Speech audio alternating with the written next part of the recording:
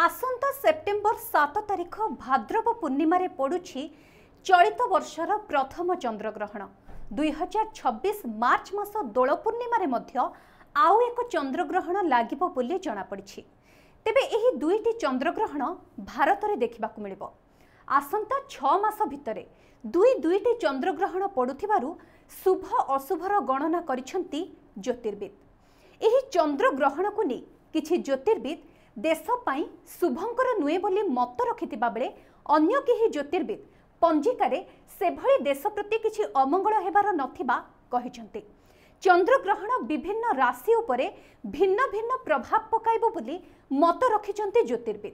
तेबे भाद्रव मास पूर्णमी तिथिरे राहु ग्रस्त चंद्रग्रहण पड़ुथिबा बेले आसंता वर्ष दोल पूर्णमी रे केतुग्रस्त चंद्रग्रहण पड़ुछि।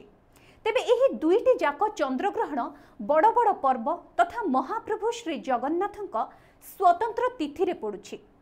पुरी गजपति महाराजा दिव्यसिंह देवଙ୍କ ज्योतिष राजपंडित शिवनारायण महापात्र गणना करी कहिसंती जे 6 मास व्यवधान रे दुईटी चंद्रग्रहण पड़ुथिबारु राज्य को अशुभ बेला रहिछि, जेमिति कि बन्या, बात्या, भूमिकंप भली प्राकृतिक विपर्यय ओडिशा को सामना करबाकू पड़िबो। तेबे एही चंद्रग्रहण राति 9:57:22 रु आरंभ हुई राति 1:27:17 रे शेष हेबो बोली जणा पड़िछि।